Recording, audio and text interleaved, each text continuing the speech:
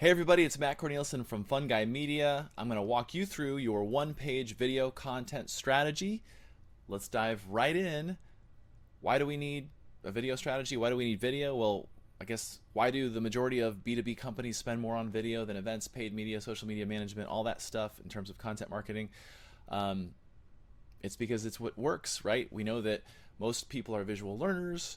Video leads to higher message retention. When we pair audio with visuals, it's really the only way to scale human connection outside of an in-person experience. When we're featuring people telling compelling stories, it's what the social media platforms are optimized for. So we know it's got to be video. And why do we need a strategy? Well, it's because any good execution starts with a plan, right? So let's make sure we have a plan for this. It's a major investment. Let's make sure that it goes the full mile for us. Okay, there's gonna be 4 parts on my back of the napkin video content strategy. There's my little napkin, and the 4 parts are: we're going to talk about goals and audience, we're going to talk about distribution and content type, budgets and resources, and then how we manage it, how do we report it. And I just want you to take notes on a piece of paper, and then you're going to go back and fill out a little document that you can download, and you can use our template that we use. It's pretty simple. It's all on one page. So let's start with goals and audience. Keep it simple, silly. Okay, I don't like using that other word. I like to use silly. Keep it simple. You can see on my list of goals that my little template here, there's examples of goals. Like, one of your goals might be to build buyer awareness if you're marketing a product by an X%, if you're measuring that, for example. Or it could be increase social media engagement by a certain percentage. Or if it's an internal thing, it could be something like score above a 90% on your engagement survey. We have clients that use surveys as a way to measure employee engagement. I like to keep it to the rule of 3, just so I don't have so many things to measure and I'm not able to keep up with it. Make sure they're aligned to the business goals, and then make sure they align to your audience. So when we talk about our audience, I'm using an example of a building materials manufacturer in this case. We want to pull out those buyer personas if we have them. If we don't, take a few notes. Who are our audiences? When I think about this type of a company, architects would be a key audience. They're an external audience. So I put external, and then I put a couple of qualifiers like, are they current customers, or are they maybe new customers or prospects that we're trying to appeal to? And then let's get more specific within architects. Are we talking about BIM managers? BIM managers are the people that are in charge of the technology and the platforms that architects are using. And then lead architects, for example. So I'm trying to hone in on the audience, and more specifically, what are their roles, because a certain type of video content is going to appeal to that group differently than it's going to appeal to a group of new junior architects. We're not just making one piece of video for all audiences. We're making several different pieces for several different audiences for it to be effective. Highly targeted content is what works, okay? And the same thing with an internal audience. Think about, and you're gonna want to list these audiences out. I have one listed as an example, but list out every single audience. If you're a big B2B brand like the companies we work with, you have multiple audiences. So another audience for a building materials manufacturer company would be contractors, right? And you could go down that list.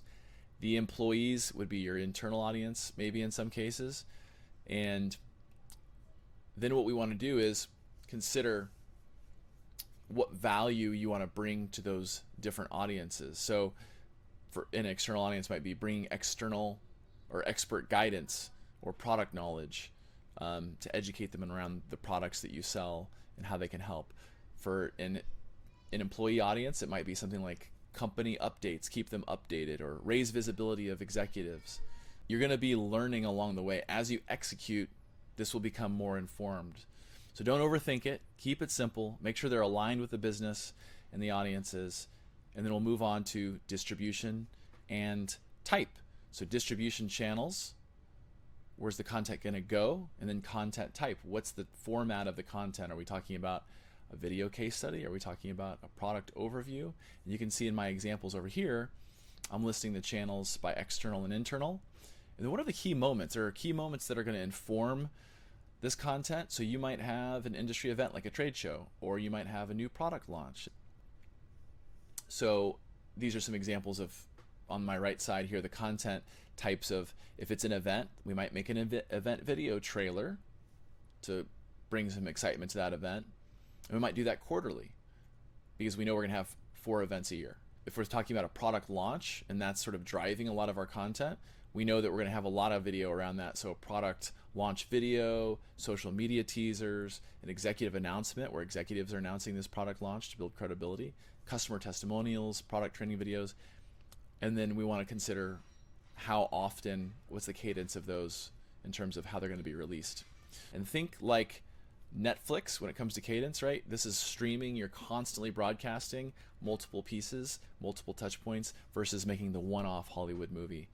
And there is our distribution and content type. Moving on to budget and resources. You can see my little chart over there from the Content Marketing Institute that lack of resources is cited as the biggest challenge for enterprise content creation teams, followed by other things like approval processes and workflow and aligning content with the buyer journey. It's one of the reasons why companies come to agencies like ours, Fungi Media, because they don't have those resources. Do we have any internal people that are content creators, that are video creators, that could help us create some of this content?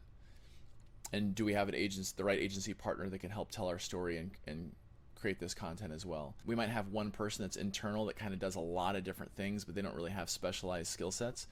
That might be a good use case for somebody to do some of the employee engagement content. We have something that's a little bit lower visibility, so company updates that aren't coming from the president of the company or the executive.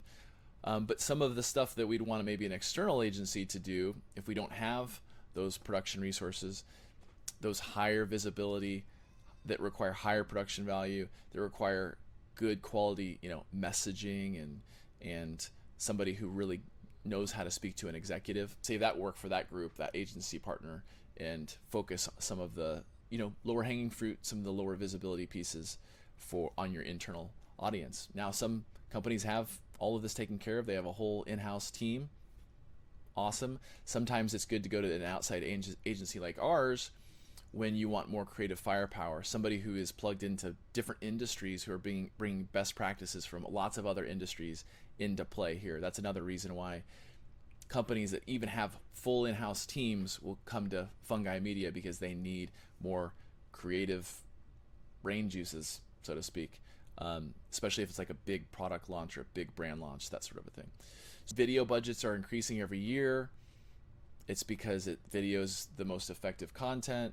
It's the highest percentage of content marketing out of all content marketing, like we said before, events. So the percentage is going to be higher there, and I think that it's easier to think in terms of percentage.